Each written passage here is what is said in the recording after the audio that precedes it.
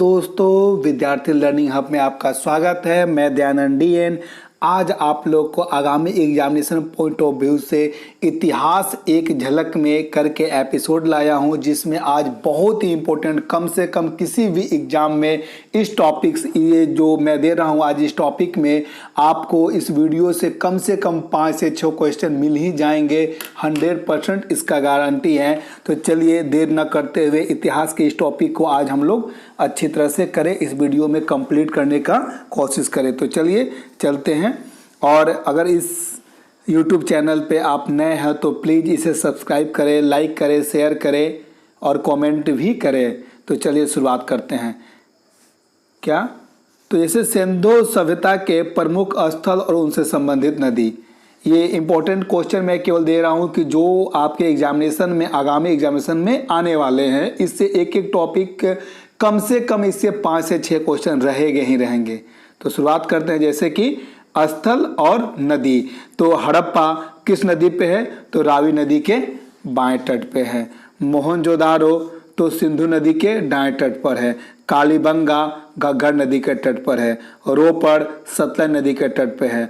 लोथल भोगवा नदी के तट पर है। इसी तरह से आगे बढ़ते हैं और चलते हैं, देखते हैं मांडा, जो मांडा यहाँ पे गलत लिखा हुआ है, सॉरी सही है, मांडा चिनाब नदी पे है, एकदम बिल्कुल सही है, जो जम्मू कश्मीर में पड़ता है। दैमाबाद वो परवरा नदी, एकदम सही है, गोदावरी की सहायक नदी है, वहाँ है। आलमगीरपुर हिंडन नदी पे, सुतकांगेडोर दास्त नदी पे और भगवानपुरा जो है सरस्वती नदी पे। तो ये आपका सिंधु सभ्यता से संबंधित जो स्थल है वो किस नदी के किनारे हैं, यहाँ पे ये डिटेल्स दिया हुआ है, जिससे कि आने की संभावना क्वेश्चन की रहती है। और अब इस सिंधु सभ्यता से ही एक अगला जो है आपका इम्पोर्टेंट टॉपिक, उसमें देखते हैं सिंधु काल में विदेशी व्यापार। तो कौन सी वस्तु कहाँ से आयात की जाती थी और किस प्रदेश से आयात की जाती थी, इसका विवरण देखते हैं। जैसे तांबा कहाँ से आयात की जाती थी? तो खेतड़ी राजस्थान में है, बलूचिस्तान और अफगानिस्तान, यहाँ से जो है तांबा को आयात किया जाता था। चांदी आपका अफगानिस्तान और ईरान से आयात किया जाता था। सोना कर्नाटक, अफगानिस्तान और ईरान से आयात किया जाता था। टीन आपका अफगानिस्तान और ईरान से आयात किया जाता था। गोमेद जो है सौराष्ट्र से आयात किया जाता था। और लाजवर्त को मेसोपोटामिया से मंगाया जाता था या आयात किया जाता था। और सीसा जो है वह आपका ईरान से आयात किया जाता था। इस तरह से ये दोनों टॉपिक आपको सिंधु सभ्यता से है। और अगला टॉपिक भी सिंधु सभ्यता से है। सिंधु सभ्यता से अगर क्वेश्चन पूछती है तो इसकी संभावना काफ़ी ज़्यादा होती है इस टॉपिक से पूछने के लिए। जैसे जिसमें दिया हुआ है क्या, प्रमुख स्थल और किस नदी के किनारे है, इसके उत्खननकर्ता कौन है, किस वर्ष में इसको उत्खनित की गई थी और वर्तमान स्थिति इसकी क्या है। तो ये सारे टॉपिक्स को हम लोग अभी देखेंगे। तो चलिए शुरुआत करते हैं और देखते हैं। जैसे कि हड़प्पा है, तो हड़प्पा आपका रावी नदी के किनारे है और यह वर्ष 1921 में दयाराम साहनी और माधव स्वरूप वत्स के द्वारा उत्खनन किया गया था। और वर्तमान जो इसकी स्थिति है पाकिस्तान के मोंटगोमरी जिले में पड़ता है। तो हड़प्पा जो है रावी नदी के किनारे स्थित है और वर्ष 1921 में दयाराम साहनी और माधव स्वरूप वत्स के द्वारा उत्खनन किया गया था, जो कि वर्तमान इसकी स्थिति है पाकिस्तान का मोंटगोमरी जिला। मोहनजोदारो जो है सिंधु नदी के तट पे स्थित है। वर्ष 1922 में राखल दास बनर्जी के द्वारा इसको उत्खनित किया गया था और यह जो है वर्तमान इसकी स्थिति पाकिस्तान के सिंध प्रांत के लरकाना जिले में स्थित है। चहुंदरो जो कि सिंधु नदी के किनारे स्थित है, एन गोपाल मजुमदार के द्वारा 1931 में इसका उत्खनन किया गया था और यह सिंध प्रांत पाकिस्तान में पड़ता है। चलिए आगे चलते हैं और देखते हैं कालीबंगा जो घग्गर नदी के किनारे स्थित है। बीबी लाल और बीके थापर के द्वारा 1953 में इसका उत्खनन किया गया था। यह राजस्थान के हनुमानगढ़ जिले में पड़ता है। यह कहाँ पड़ता है? तो राजस्थान के हनुमानगढ़ जिले में पड़ता है। कोट दीजी जो है सिंधु नदी के किनारे पड़ता है। फजल अली इसके उत्खनन करता थे वर्ष 1953 में, और यह सिंध प्रांत के खैरपुर, यह जो है सिंध प्रांत के खैरपुर स्थान में पड़ता है।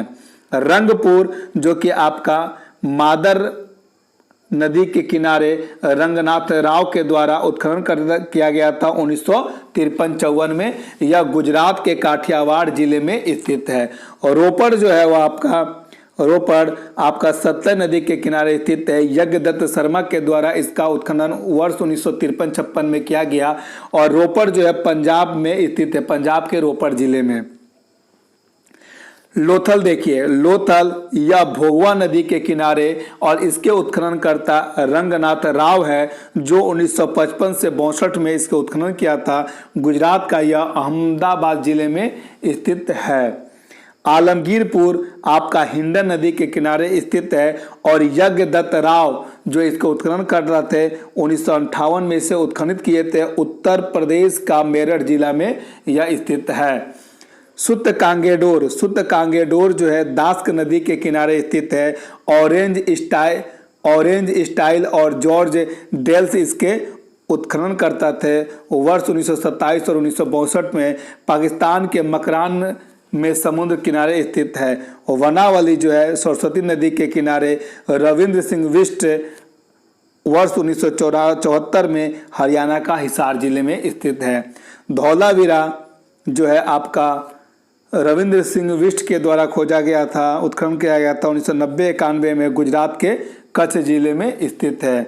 तो चलिए सिंधु सभ्यता से संबंधित जो इम्पोर्टेंट टॉपिक है जिससे क्वेश्चन आने की संभावना है उसे हमने देखा। अब देखिए ये आपका अगला टॉपिक जो है वो आपका ऋग्वैदिक काल से है।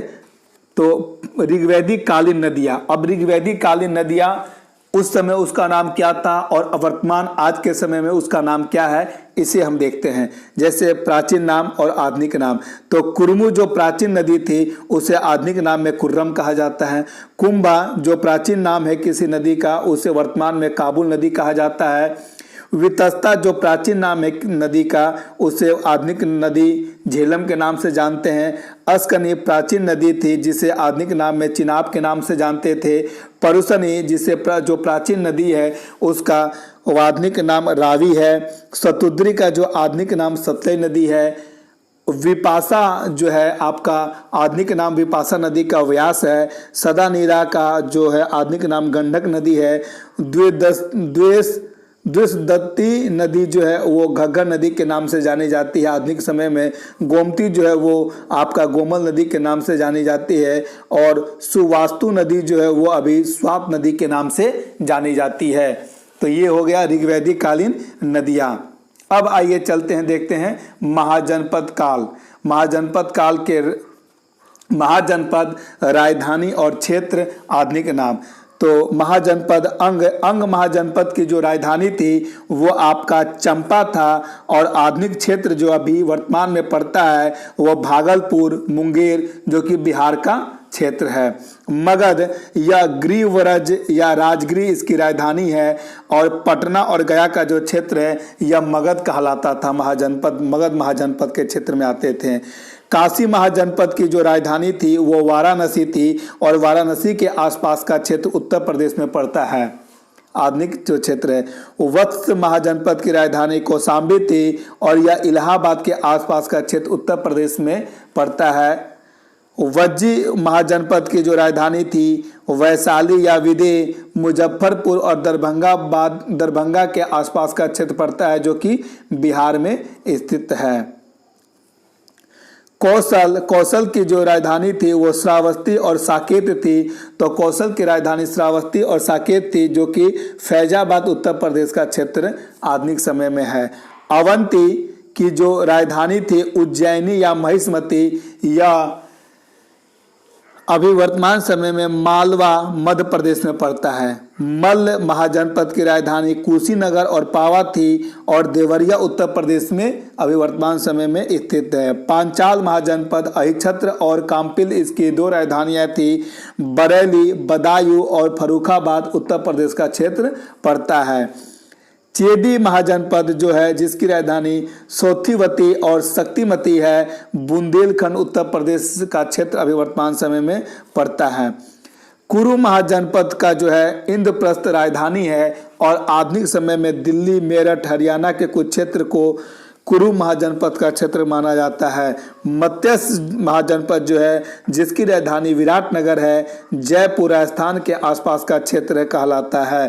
कंबोज जिसकी राजधानी हाटक या राजपुर है और दक्षिण पश्चिम कश्मीर और अफगानिस्तान का कुछ क्षेत्र इसमें पड़ता है।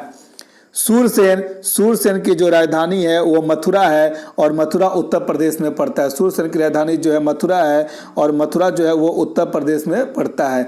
अस्मक महाजनपद की राजधानी पोटली या पोतन है जो गोदावरी नदी क्षेत्र में स्थित है और यह दक्षिण भाग का एकमात्र महाजनपद है। कौन? अस्मक महाजनपद, जिसकी राजधानी पोटली या पोतन है। गांधार की राजधानी तक्षशिला है। रावलपिंडी और पेशवा जो है पेशावर पाकिस्तान में पड़ता है। इसकी क्षेत्र आधुनिक क्षेत्र आते हैं। चलिए बुद्ध से संबंधित कुछ प्रतीक देखते हैं। बुद्ध के जीवन से संबंधित बौद्ध धर्म के प्रतीक, जैसे घटना क्या घटी और उसका प्रतीक क्या है। तो जो बुद्ध का जन्म हुआ था उसका जो प्रतीक है कमल और सांड है। जब बुद्ध ने गृह त्याग किया था तो उसके लिए घोड़ा प्रतीक है। जब उन्हें निर्वाण यानी कि ज्ञान की प्राप्ति हुई थी पद चिन्ह उनका प्रतीक है और ज्ञान प्राप्त होने के लिए पीपल बोधि वृक्ष है। निर्वाण मतलब कि जब उन्होंने अपनी मृत्यु को प्राप्त किया तो पद चिन्ह है और ज्ञान पीपल वृक्ष यानी बोधि वृक्ष से होती है। अब देखिए बोध संगति, कौन कौन बोध संगति कहाँ कहाँ हुई थी। तो सभा, समय कब था, स्थान का नाम क्या था, अध्यक्ष कौन थे और शासनकाल। तो प्रथम बोध संगति जो थी अजात शत्रु के शासनकाल में 483 ईसा पूर्व में जहाँ राजगीर में स्थापित था, उसके अध्यक्ष महाकश्यप थे। द्वितीय बोध संगति जो 383 ईसा पूर्व में हुई थी जो वैशाली नामक स्थान पे हुआ था, जिसकी अध्यक्षता सभा कामी ने की थी और शासनकाल था कालाशोक का। तृतीय बोध संगति जो कि 247 ईसा पूर्व में हुआ था, जिसका जो स्थान पे हुआ था वो पाटलिपुत्र स्थान पे हुआ था, जिसकी अध्यक्षता मौखलीपुत्र तीस्त ने किया था और शासनकाल किसका था? तो अशोक का था।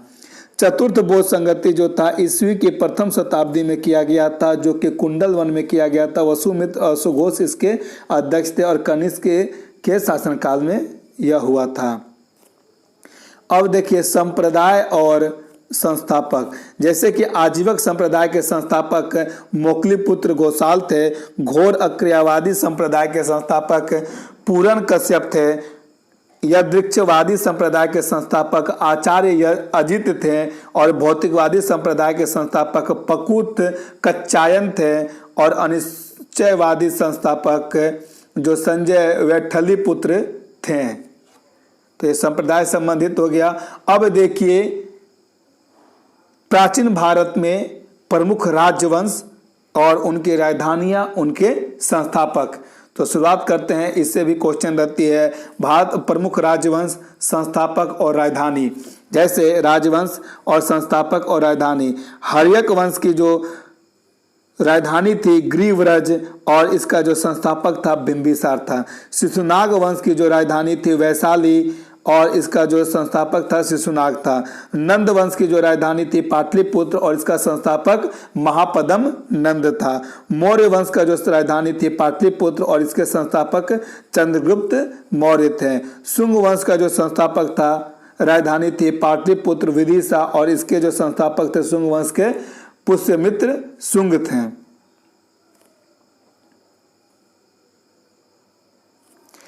कण्व वंश के जो संस्थापक में राजधानी थी पाटलिपुत्र और इसके संस्थापक वासुदेव थे। सातवाहन वंश के संस्थापक प्रतिष्ठान राजधानी प्रतिष्ठान थी और शासक जो थे वो सिमुक थे। कुषाण वंश का जो राजधानी पुरुषपुर था और इसके जो स्थापक थे वो कुजुल कडफिसेस थे। गुप्त वंश का जो राजधानी था पाटलिपुत्र और श्रीगुप्त उसके संस्थापक थे। वकाटक वंश जो है आप उसका जो राजधानी था जो भी हो लेकिन उसके संस्थापक विंध्य शक्ति थे, उसकी राजधानी नहीं थी। वर्धन वंश का जो संस्थापक थे थानेश्वर, कन्नौज और पुष्यभूति उसके संस्थापक थे। चलिए आइए देखते हैं पांडे द्वारा 3 संगम। तो कौन कौन संगम हुआ था? प्रथम संगम स्थान जो मदुरै में किया गया था, जिसकी अध्यक्षता अगस्त ऋषि ने की थी। तो पांडे द्वारा जो 3 संगम हुआ था, प्रथम संगम जो है उसका स्थान कहाँ पे हुआ था? मदुरै में हुआ था, जिसकी अध्यक्षता अगस्त ऋषि ने की थी। द्वितीय संगम का जो स्थान है वह कपाटपुरम अलेवाई में था और इसकी भी अध्यक्षता अगस्त ऋषि ने की थी। और तृतीय जो संगम हुआ था वो स्थान उत्तर मदुरई में हुआ था और इसकी अध्यक्षता नक्कीरर ने की थी। चलिए अब चलते हैं प्रमुख राजवंश और उसके संस्थापक।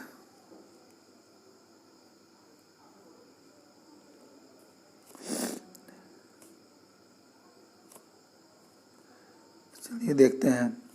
तो पांड्य राजवंश के जो राजधानी मदुरै थी उसके संस्थापक नेडियोन थे।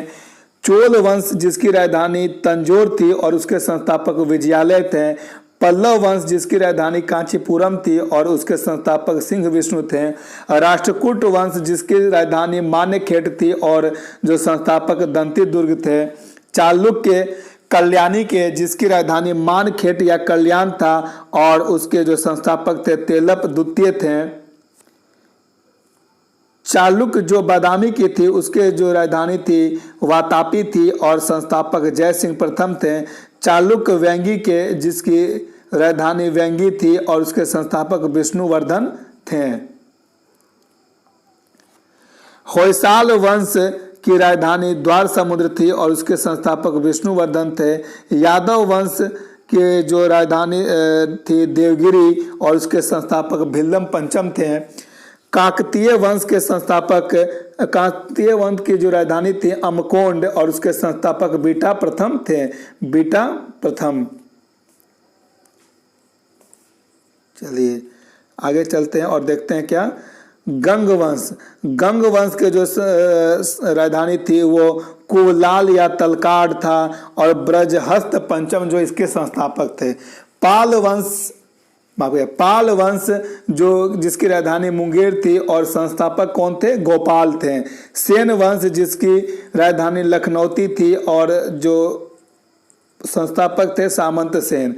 कारकोट वंश जो है जिसके संस्थापक दुर्लभ वर्धन थे। उत्पल वंश जिसके संस्थापक अवंती वर्मन थे। लोहार वंश जिसके संस्थापक संग्राम राय थे।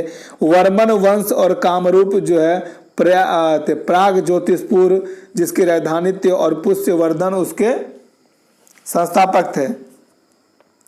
चलिए आगे देखते हैं। गुर्जर प्रतिहार के राजधानी कन्नौज थी और संस्थापक नागभट्ट प्रथम थे। गढ़वाल वंश जिसकी राजधानी वाराणसी थी और राजधानी चंद्रदेव थे। चौहान वंश जिसकी राजधानी अमेर या अहिच्छत्र थी और वह संस्थापक वसुदेव थे। परमार वंश जिसकी राजधानी धारा नगरी थी और उपेंद्र उसके संस्थापक थे। चंदेल वंश जिसकी राजधानी खजुराहो या महोबा था वो नन्नुक उसके संस्थापक थे। सोलंकी वंश जिसकी राजधानी अहिल्याबाई थी और मलराज उसके संस्थापक थे। कलचुरी वंश जो कि त्रिपुरी में राजधानी है और कोक्कल जो है उसके संस्थापक थे। कोक्कल उसके जी। तो अब देखते हैं विभिन्न रचनाओं की प्रमुख रचनाएं, विभिन्न रचनाकारों की प्रमुख रचनाएं, जिसमें रचनाकार है आपका पहला जो रचनाकार है वो सूरदास है और सूरदास के द्वारा जो लिखी गई पुस्तक है, पहला पुस्तक है सूर सागर, दूसरा सूर सरावली, तीसरा है साहित्य लहरी। ये तीनों किताब जो है सूरदास के द्वारा रचना की गई थी। दंडिन या डंडी यह जो है 10 कुमार चरित्र के लेखक है। डंडी या डंडिन के द्वारा लिखी गई पुस्तक का नाम क्या है? 10 कुमार चरित्र। तुलसीदास जो है आपके रामचरितमानस, विनय पत्रिका और कवितावली। तो तुलसीदास की जो रचना है उसमें रामचरितमानस, विनय पत्रिका और कवितावली है। कालिदास की जो रचना है वो आपका अभिज्ञान शाकुंतलम है, कुमार संभवम है, ऋतु संहारम है, मालविकाग्ना मित्र है, विक्रमोवर्षियम है और मेघदूतम है। ये सभी रचनाएं किनकी है? कालिदास की है। कौन कौन सी? अभिज्ञान शाकुंतलम, कुमार संभवन, ऋतु संहार और मालविकाग्ना मित्र, विक्रमोवर्षीय और मेघदूतम। तो इस तरह से ये प्रमुख जो है आपका सूरदास, दंडिन, तुलसीदास और कालिदास की रचनाएं हैं। अब देखते हैं कौन से विद्वान किस शासक के संरक्षण में रहते थे। तो चलिए, कवि या विद्वान और संरक्षक या शासक। हरिसेन जो है समुद्रगुप्त के संरक्षण में रहते थे। कौटिल्य या चाणक्य जो थे वो चंद्रगुप्त मौर्य के संरक्षण में भी रहते थे और उनके गुरु भी थे। अश्वसेन कनिष्क के संरक्षण में रहते थे। नागार्जुन कनिष्क के संरक्षण में। चरक जो थे वो कनिष्क राजा के संरक्षण में रहते थे। वान भट्ट हर्षवर्धन के संरक्षण में। चंद बरदाई पृथ्वीराज चौहान के संरक्षण में। और कालिदास जो थे वो चंद्रगुप्त विक्रमादित्य के संरक्षण में रहते थे। अब प्रमुख शासक और उनकी उपाधियां देखते हैं। इन सब टॉपिक से एक एक क्वेश्चन आ ही जाता है, इसलिए इन टॉपिक को अच्छे से देखें। बिंदुसार के जो है इनको उपाधि मिला था क्या चीज का? अमित्र घात का उपाधि मिला था बिंदुसार को। अशोक को जो उपाधि मिला था देवा नाम प्रिय या प्रियदर्शी का। चंद्रगुप्त प्रथम को जो मिला था महाराजाधिराज की उपाधि मिली थी किसको? चंद्रगुप्त प्रथम को, गुप्त वंश के शासक थे। चंद्रगुप्त द्वितीय को जिन्हें विक्रमादित्य कहते हैं तो वही विक्रमादित्य की उपाधि उन्हें मिली थी। हर्षवर्धन को जो है शीलादित्य की उपाधि मिली थी। हर्षवर्धन क्या चीज की उपाधि मिली थी? शीलादित्य की। कनिष्क की जो उपाधि मिली थी वो देवपुत्र की उपाधि मिली थी। चलिए अब आगे देखते हैं प्रमुख राजवंश संस्थापक और राजधानी। तो यहां देखिए, गुलाम वंश जिसकी राजधानी लाहौर थी और उसके संस्थापक कुतुबुद्दीन ऐबक थे। खिलजी वंश जिसकी राजधानी दिल्ली थी और उनके संस्थापक जलालुद्दीन खिलजी थे। तुगलक वंश जिसकी राजधानी दिल्ली थी और उसके संस्थापक गयासुद्दीन तुगलक थे। सैयद वंश जिसकी राजधानी दिल्ली थी और संस्थापक जो थे ख्रिज खां थे। लोधी वंश जिसकी राजधानी दिल्ली थी और संस्थापक जो थे बहलोल लोधी थे। संगम वंश जिसकी राजधानी विजयनगर थी और हरिहर बुक्का उसके संस्थापक थे। सालू वंश इसकी भी राजधानी विजयनगर थी और नरसिंह इसके संस्थापक थे। तुलु वंश इसकी भी राजधानी विजयनगर थी और संस्थापक वीर नरहरि थे। वीर नरहरि। चलिए आगे देखते हैं। तुलु वंश तक हो गया था। वहमनी वंश संस्थापक राजधानी गुलबर्गा या बिदर और संस्थापक हसन गंगू थे। आदिल शाही वंश की राजधानी बीजापुर थी और संस्थापक आदिल शाह थे। निजाम शाही की राजधानी अहमदनगर, संस्थापक मलिक अहमद थे। इदाम शाही जिसकी राजधानी बरार और जो राजधानी है वो आपका राजधानी बरार और संस्थापक फतेहुल्लाह इमाद शाह। कुतुब शाही वंश की राजधानी गोलकुंडा थी और संस्थापक कुली कुतुब शाह थे। बरीद शाही जिसकी राजधानी बिदर थी और संस्थापक अली अमीर बरीद थे। सरकी वंश जिसकी राजधानी जो थी वो जौनपुर थी और मलिक सरवर इसके संस्थापक थे। मुगल वंश जिसकी राजधानी दिल्ली या आगरा थी और संस्थापक बाबर थे। भोसले वंश जिसकी राजधानी रायगढ़ थी और संस्थापक शिवाजी थे। और हैदराबाद के स्वतंत्र राज्य जिसकी राजधानी हैदराबाद थी और संस्थापक कौन थे? निजाम उल मुल्क थे। चलिए आगे देखते हैं। महमूद गौरी द्वारा लड़ा गया युद्ध। तो महमूद गौरी द्वारा लड़ा गया प्रमुख युद्ध कौन कौन सा है? तराइन का प्रथम युद्ध जो 1191 ईस्वी में लड़े थे। गौरी और महमूद गौरी और पृथ्वीराज चौहान के बीच लड़ा गया था जिसमें पृथ्वीराज चौहान विजयी होते हैं। तराइन का जो दूसरा युद्ध होता है 1192 ईस्वी में, इसमें गौरी और पृथ्वीराज चौहान के बीच ही होता है, परंतु इसका परिणाम जो उल्टा होता है, यहाँ पे गौरी विजय होता है। चंदावर का जो युद्ध है, इस युद्ध 1194 ईस्वी में लड़ा गया था और गौरी और जयचंद के बीच में लड़ा गया था जिसमें गौरी विजय होता है। अब आइए देखते हैं इल्तुतमिश जो कि सतनन कालिक शासक था उसके द्वारा किए गए कार्य को।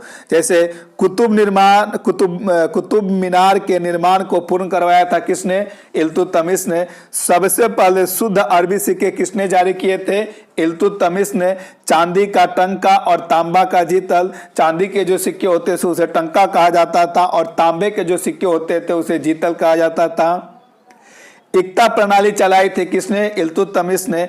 40 गुलाम सरदारों का जो संगठन बनाया था जिसे तुर्कान ए चिहलगामी के नाम से जाना जाता है, किसने बनाया था? इल्तुतमिश ने। और सर्वप्रथम दिल्ली के अमीरों का दमन किसने किया था? तो इल्तुतमिश ने किया था।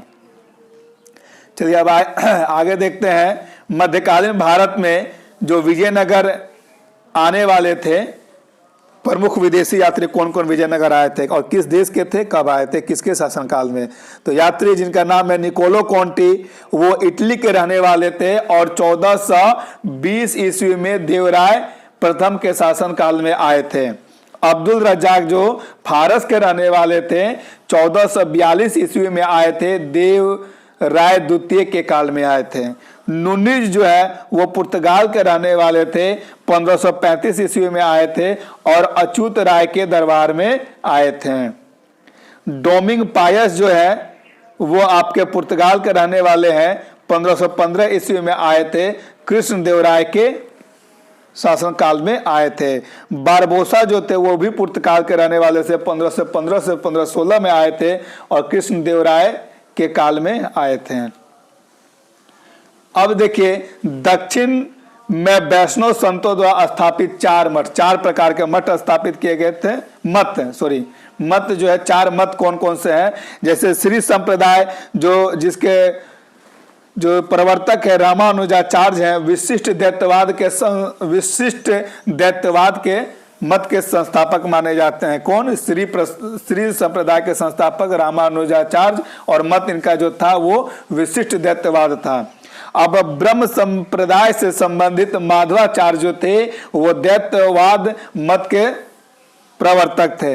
रुद्र संप्रदाय के विष्णु स्वामी जो थे वो शुद्ध दैत्यवाद के मत के समर्थक थे और सनकादि संप्रदाय के निम्बकाचार्य जो थे वो दैत्यवाद के मत के प्रवर्तक थे। अब देखिए प्रमुख संप्रदाय, संस्थापक और पुस्तक। जैसे कि बरकरी संप्रदाय के संस्थापक का था नाम नामदेव। श्री विष्णु वैष्णव संप्रदाय के शासक कौन थे? तो रामानुज। ब्रह्मसूत्र के संस्थापक कौन थे? ब्रह्मसूत्र उनके पुस्तक का नाम था। मतलब श्री विष्णु संप्रदाय के जो संस्थापक थे रामानुज, वो उनके जो द्वारा लिखी गई पुस्तक है ब्रह्मसूत्र। परमार्थ जो है रामदास परमार्थ संप्रदाय के से संबंधित है रामदास, और ये जो पुस्तक लिखी हुई है दासबोध। और राम भक्त संप्रदाय से संबंधित है रामानंद और पुस्तक लिखे थे अध्यात्म। अब नोट में देखिए अंकोर वाट का मंदिर जो कंबोज के राजा सूर्य वर्मा द्वितीय द्वारा 1113 ईस्वी से 1150 ईस्वी में बनवाया गया था। इस मंदिर में लगभग 10.5 फीट यानी कि 10.5 फीट ऊंची भगवान विष्णु की मूर्ति स्थापित है। कहां पे? तो अंकोर वाट कंबोज में। अब आइए देखते हैं महाराष्ट्र के प्रमुख संत, जिसमें ज्ञानदेव या ज्ञानेश्वर 1275 से 1296 ईस्वी महाराष्ट्र के भक्ति आंदोलन के जनक, मराठी भाषा और साहित्य के संस्थापक, भागवत गीता पर भावार्थ दीपिका नामक बृहद टीका लिखी जिसे सामान्य रूप से ज्ञानेश्वरी के नाम से जाना जाता है। ज्ञानदेव या ज्ञानेश्वरी। अब दूसरा जो नाम आता है आपके सामने वो है नामदेव का। नामदेव जो कि 1270 से 1350 ईस्वी, इनके आराध्य देव पंढरपुर के बिठोवा या विट्ठल यानी कि विष्णु के रूप में थे और बिठोवा या विट्ठल की उपासना को वरकरी संप्रदाय के नाम से जाना जाता है। वरकरी संप्रदाय के नाम से जानता है विट्ठल की उपासना को, जिसकी स्थापना नामदेव ने की थी। इनमें कुछ पद गुरु ग्रंथ साहिब में संकलित है। एक नाथ 1533 से 1539 इन्होंने रामायण और भावार्थ रामायण नामक टीका लिखी थी। अब देखिए तुकाराम जो कि 1598 से 1650, ये अभंग भक्ति परक काव्य के ज्योतिपुंज हैं। ये अभंग भक्ति परक काव्य के ज्योतिपुंज है। रामदास जो कि 1608 से 1681 महाराष्ट्र के अंतिम महान संत कवि थे और 10 बोध इनकी रचना उपदेशों का संकलन है। बाबर द्वारा लड़ी गई जो युद्ध थी, 4 प्रमुख युद्ध, उसको देखते हैं। पानीपत का प्रथम युद्ध कब हुआ था? 21 अप्रैल 1526 ईस्वी को पानीपत का प्रथम युद्ध हुआ था। इसमें इब्राहिम लोदी और बाबर के बीच जो युद्ध हुई थी और परिणाम क्या हुआ था? बाबर विजयी हुआ था। खानवा का युद्ध जो 17 मार्च 1527 को लड़ी गई थी, जो राणा सांगा और बाबर के बीच हुई थी, और बाबर जो था वो विजयी होता है, राणा सांगा हार जाता है। चंदेरी का जो युद्ध 29 जनवरी 1528 को हुआ था, मेदिनी राय और बाबर के बीच में, इसमें भी बाबर विजयी होता है। घाघरा का युद्ध 6 मई 1529 अफगान और बाबर के बीच, और बाबर इसमें भी विजयी होता है। अब देखिए अकबर द्वारा किए गए महत्वपूर्ण काम और कब कब कौन सा काम किया गया है। देखिए अब यहाँ पे जैसे दास प्रथा का अंत, तो 1562 ईस्वी में अकबर के द्वारा दास प्रथा का अंत कर दिया गया। अकबर को हरम दल से मुक्ति 1562 ईस्वी में। तीर्थ यात्रा कर समाप्त 1563 ईस्वी में। जजिया कर समाप्त 1564 ईस्वी में। फतेहपुर सीकरी को राजधानी के रूप में आगरा से फतेहपुर सीकरी स्थानांतरित किया गया। कब किया गया था? 1571 ईस्वी में। 1571 ईस्वी में किया गया था। फतेहपुर सीकरी को राजधानी के रूप में आगरा से फतेहपुर सीकरी स्थानांतरण 1571 ईस्वी में। इबादत खाने की स्थापना 1575 ईस्वी में। इबादत खाने में सभी धर्मों के लोगों के प्रवेश की अनुमति 1578 ईस्वी में। मजहर की घोषणा 1579 ईस्वी में। दिन ए इलाही की स्थापना 1582 ईस्वी में। दिन ए इलाही की स्थापना 1582 ईस्वी में। इलाही संवत की शुरुआत 1583 ईस्वी में। राजधानी लाहौर स्थानांतरित 1585 ईस्वी में। 1585 ईस्वी में। तो इनके द्वारा जो किए गए कार्य हैं आप देख सकते हैं। दास प्रथा का अंत 1562 ईस्वी में। अकबर को हरम दल से मुक्ति 1562 ईस्वी में। तीर्थ यात्रा कर समाप्त 1563 में। जजिया कर समाप्त 1564 में। फतेहपुर सीकरी को राजधानी के रूप में आगरा से फतेहपुर सीकरी का स्थानांतरण 1571 ईस्वी में। इबादत खाने की स्थापना 1575 में। इबादत खाने में सभी धर्मों का प्रवेश 1578 ईस्वी में। मजहर की घोषणा 1579 ईस्वी में। दिन ए इलाही धर्म की स्थापना 1582 ईस्वी में। इलाही संवत की शुरुआत 1583 ईस्वी में और राजधानी लाहौर स्थानांतरित 1585 ईस्वी में। चलिए आगे चलते हैं और देखते हैं कुछ और भी क्वेश्चन।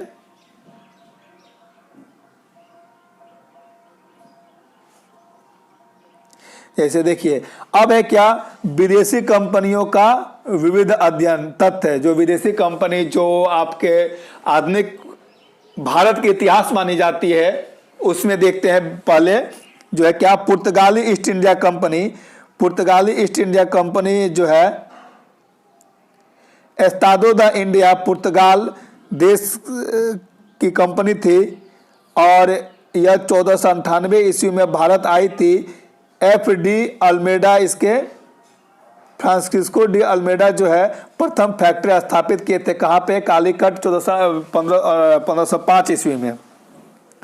अंग्रेजी East India Company the governor and company of merchant of London trading to the East Indies जो है आपका अंग्रेज की कंपनी थी।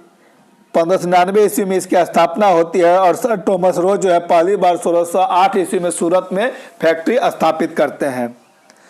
डच ईस्ट इंडिया कंपनी जो डच देश के निवासी थे 1602 ईस्वी में इसकी कंपनी की स्थापना होती है और कार्लेनियस डे हस्तमान जो गवर्नर रहते हैं जो कि मछलीपट्टनम में 1605 ईस्वी में फैक्ट्री की स्थापना करते हैं। Danish east India company Danish जो कि 1616 ईस्वी में भारत कंपनी का स्थापना करते हैं और विरनिचियो जो है गवर्नर ने ट्रॉन्ग केबर में फैक्ट्री की स्थापना करते हैं 1620 ईस्वी में। फ्रांसीसी ईस्ट इंडिया कंपनी जो कि फ्रांसीसी ईस्ट इंडिया द इंडेस ओरिएंटलिस्ट नाम से स्थापित की गई थी 1664 ईस्वी में, और जीन बेपिस्ट कोलबर्ट और मार्टिन के द्वारा सूरत में जो है 1668 ईस्वी में पहली बार फैक्ट्री स्थापित की गई थी। अब स्वीडिश कंपनी, जो स्वीडिश ईस्ट इंडिया कंपनी जो स्वीडन की थी, 1731 ईस्वी में भारत आई थी। स्वीडिश ईस्ट इंडिया कंपनी की स्थापना 1731 ईस्वी में की गई थी, और यह विलियम यूसेलिक जो गवर्नर थे, जो कि आपके कहाँ फैक्ट्री स्थापित करते हैं, तो गोहनबर्ग में। अब कंपनियों का भारत का आने का जो क्रम है वो देखते हैं। सबसे पहले पुर्तगाली आए, उसके बाद डच आए, तब ब्रिटिश कंपनी, तब डेनिश कंपनी, तब फ्रांसीसी, तब ईस्ट इंडिया कंपनी। यहाँ पे जो है आपका पुर्तगाली के बाद जो भारत आगमन हुआ है डच का हुआ है, लेकिन फैक्ट्री की स्थापना के बाद की जाएगी तो अंग्रेज के फैक्ट्री पहले स्थापित हुई थी। चलिए अब नेक्स्ट चलते हैं।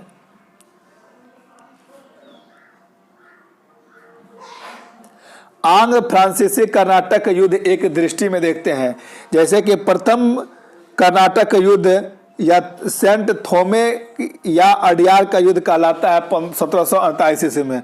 प्रथम कर्नाटक युद्ध को सेंट थोमे का युद्ध या अडियार का युद्ध 1748 ईस्वी को कहते हैं, जो कि 1746 से लेके 48 तक चला।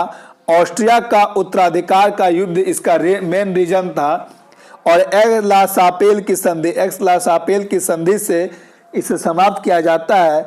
इस युद्ध के परिणाम भारतीय नरेशों की दुर्बलता को प्रकट कर दिया था। यही युद्ध का परिणाम जो हुआ था।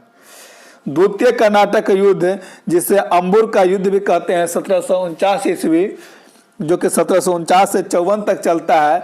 कर्नाटक तथा हैदराबाद के आंतरिक मामलों में विवाद होता है। पांडिचेरी की संधि होती है 1755 में, और अनिर्णायक, किंतु अंग्रेजों का पक्ष यहाँ भारी हो जाता है। इसका परिणाम होता है तृतीय कर्नाटक युद्ध, या जिसे बांडीवास का युद्ध कहते हैं। 22 जनवरी 1760 को 1756 से 63 के बीच यह लड़ा जाता है। सप्तवर्षीय युद्ध के से प्रभावित था यह, और पेरिस की संधि 1763 में इसकी समाप्ति होती है। बांडीवास का युद्ध जो 1760 में अंग्रेजों के फ्रांसीसियों के निर्णायक से पराजित होती है, निर्णायक रूप से पराजित हो जाती है। इसके बाद यहाँ से फ्रांसीसियों का जो है विकास क्रम रुक जाता है और वो सीमित हो जाते हैं, और अंग्रेजों का वर्चस्व हो जाता है।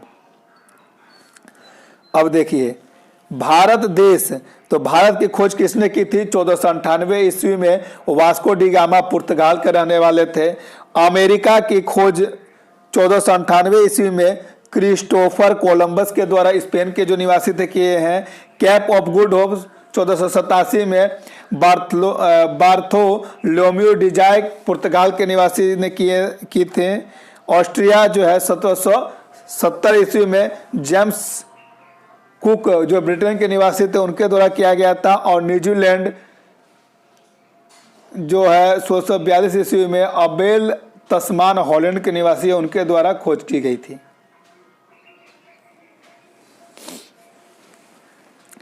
चलिए अब देखते हैं सिख गुरु और उनकी उपलब्धि। सिख गुरु और उनकी उपलब्धि।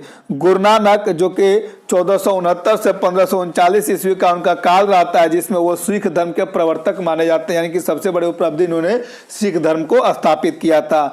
गुरु अंगद जो कि 1539 से 1552 रहते हैं और गुरुमुखी लिपि के जनक माने जाते हैं। गुरु अंगद को गुरुमुखी लिपि का जनक माना जाता है। अमरदास 1552 से 1574। गुरु प्रसार हेतु 22 गद्दी का निर्माण, गुरु प्रसार हेतु 22 गद्दी का निर्माण जो है आपका अमरदास के द्वारा किया जाता है। रामदास जो कि 1574 से 1581 रहते हैं, अमृतसर के संस्थापक बनते हैं। अर्जुन देव जो कि 1581 से 1606 ईस्वी इनका काल रहता है, स्वर्ण मंदिर की स्थापना करते हैं। हरगोविंद सिंह 1606 से 1644 जो रहता है, अकाल तख्त की स्थापना हरगोविंद सिंह करते हैं। हर राय 1644 से 1661 ईस्वी उत्तराधिकार युद्ध में भाग लिया था। और हर किशन जो है 1661 से 1664 ईस्वी अल्प वयस्क अवस्था में मृत्यु। तेग बहादुर 1664 से 1675 औरंगजेब को फांसी, औरंगजेब द्वारा फांसी किया जाता है तेग बहादुर को। और गोविंद सिंह, गुरु गोविंद सिंह जो 1775 से 1708 खालसा पंथ की स्थापना करते हैं। खालसा सेना की स्थापना करते हैं कौन? गुरु गोविंद सिंह। आइए अब आंग्ल सिख युद्ध देखते हैं। तो दो आंग्ल सिख युद्ध होता है। प्रथम आंग्ल सिख युद्ध जो है 1845 से 1846 और द्वितीय आंग्ल सिख युद्ध जो है 1848 से 1849 होती है।